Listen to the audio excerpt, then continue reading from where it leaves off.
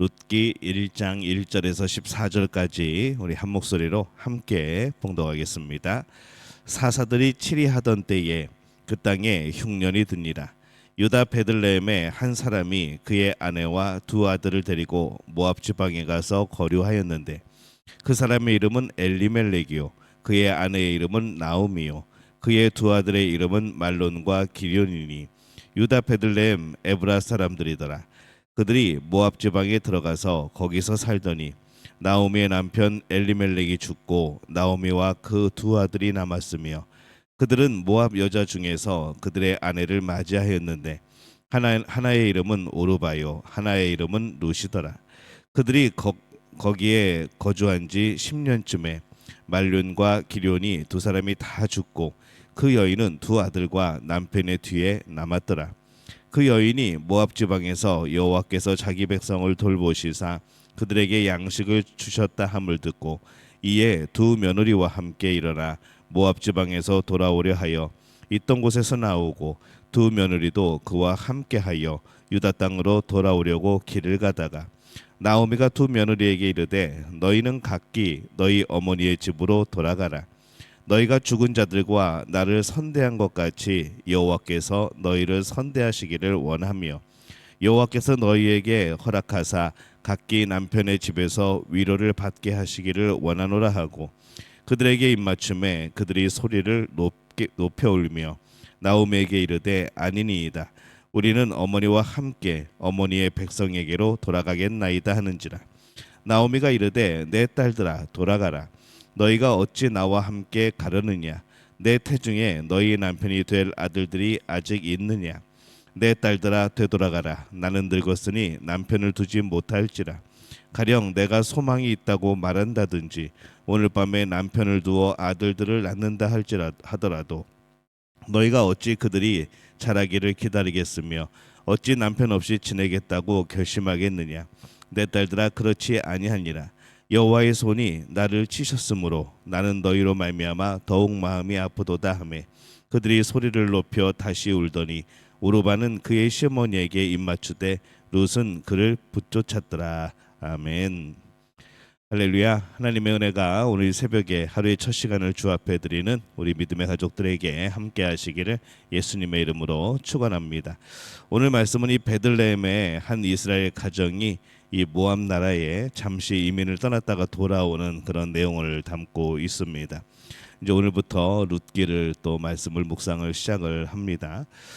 사사 시대의 한 부분 어느 한때에 벌어진 사건, 그 사건이 예수님의 구속의 사역에서 어떤 역할을 감당하는지 또 예수님의 족보에 들어오게 되어지는 한 여인의 그런 모습을 오늘 또 살펴보게 되어지는 것이죠. 사람들은 소망을 가지고 살아갑니다. 오늘보다 내일이 더 나을 것이라는 소망이 있기 때문에 살아갈 힘이 있다고 그렇게 말을 합니다. 그래서 사람들은 늘 이 세상이 말하는 그런 소망을 따라다니는 것이죠. 오늘 말씀에는 이 엘리멜렉이라는 한 이스라엘 사람이 등장을 합니다. 굳은 의지를 가진 사람으로 보이죠.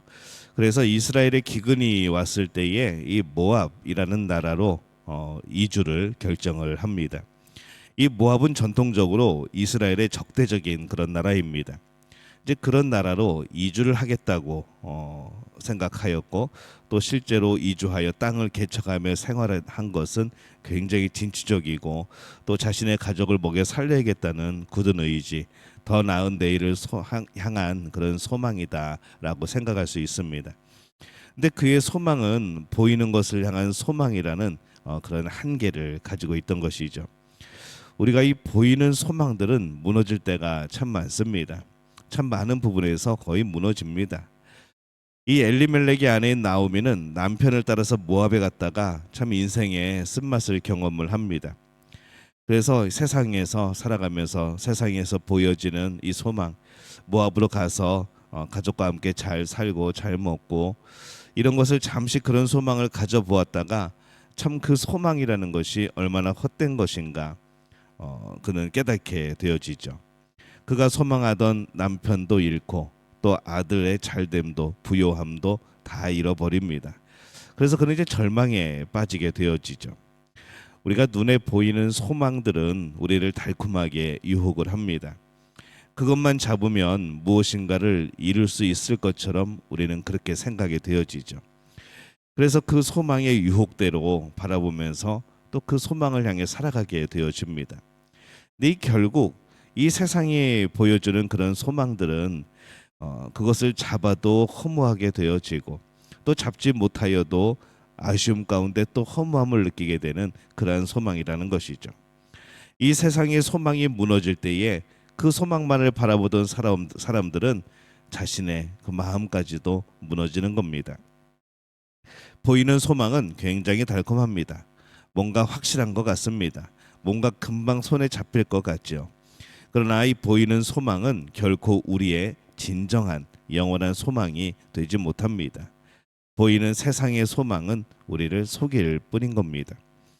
이 엘리멜렉은 보이는 소망을 따라서 모압에 갔을 것이 아니고 이 보이지 않는 하나님을 바라보아야 했습니다. 나중에 하나님께서 허락하셔서 다시 이스라엘 땅에 하나님이 주시는 그런 양식이 또 복이 있게 되어지는 것을 봅니다. 기다리지 못하였던 것이죠. 때로 자연의 기근은 하나님께서 그 백성의 죄를 심판하시는 그런 도구로 사용이 될 때가 있습니다. 그리고 그들이 죄에서 돌이킬 때에 하나님은 여러 가지 재앙들도 또 돌이키시는 그런 모습을 봅니다. 그렇다면 이 엘리멜렉은 기근을 피하기 위해서 다른 소망을 찾아놨을 것이 아니라 하나님을 바라보면서 그 백성이 죄에서 돌이키기를 바라보는 그것이 더욱더 하나님 뜻에 합당한 그런 모습인 것이죠. 왜냐하면 그가 살고 있는 그 땅은 하나님이 주신 땅이기 때문에 그렇습니다. 아브라함이 기근을 피해서 애굽에 들어갈 때와는 좀 상황이 다릅니다. 그때는 말씀의 약속이 확실하지 않았습니다. 지금 이스라엘 백성에게 말씀으로 확실히 약속하셨고 가나안 땅이 그들에게 주어졌고 그들은 약속의 땅에 살고 있는 것이죠. 늘 하나님이 함께 하시는 약속의 땅, 또 하나님께서 돌보시겠다고 하는 그 땅, 또 하나님께서 추천하시고 권면하신 그 땅에 지금 살고 있는 겁니다. 그렇다면 또 다른 곳으로 떠날 것이 아니라 그곳에서 하나님을 더욱더 깊이 바라보는 이제 그러한 모습이 더욱더 필요했던 것이죠. 오늘날 우리들도 그렇습니다.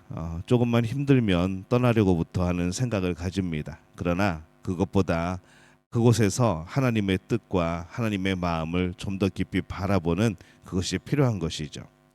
우리의 소망은 오직 하나님 한 분입니다. 눈에 보이는 소망은 진정한 소망이기보다는 작은 우리의 삶에 그냥 기쁨에 불과했던 것이죠. 이 모압으로 이사 갔던 엘리멜렉은 죽습니다. 그리고 그 두 아들도 결혼 후에 죽습니다. 나오미가 절망적인 마음으로 이제 고향 이스라엘로 돌아가려고 합니다.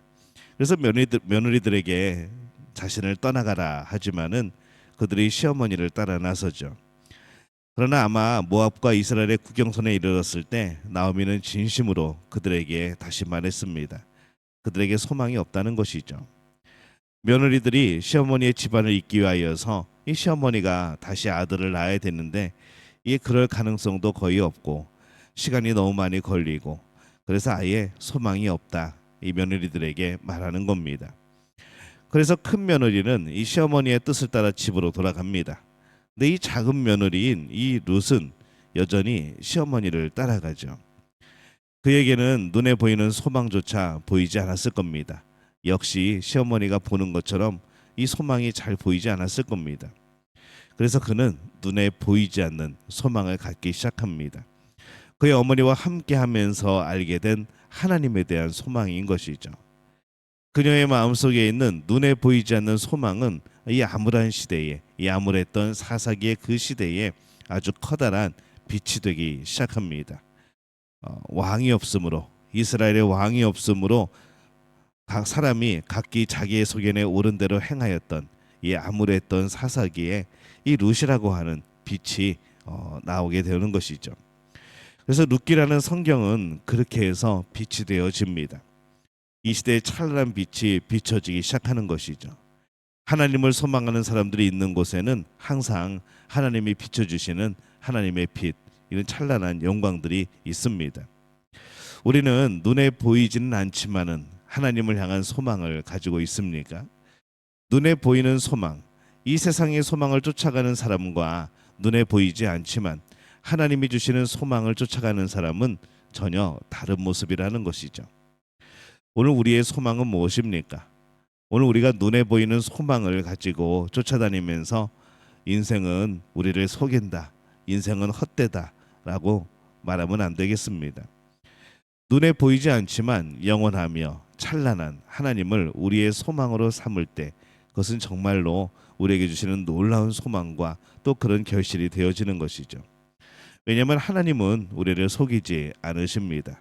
세상은 우리를 속일지라도 하나님은 우리를 속이지 않으시는 거죠. 그분을 소망하는 사람의 인생은 항상 빛이 비춥니다. 하나님이 열어주신 길이 있습니다. 하나님께서 늘 동행하시는 것이죠. 그래서 이 오늘 말씀을 통하여서 오직 하나님을 향한 소망을 붙드는 그런 삶이 되어지시기를 바랍니다. 오직 하나님을 향한 소망을 가지고 빛이 가득한 빛을 비춰주시는 그러한 삶의 길을 걸어가는 우리 믿음의 가족들이 되어지시기를 예수님의 이름으로 축원합니다.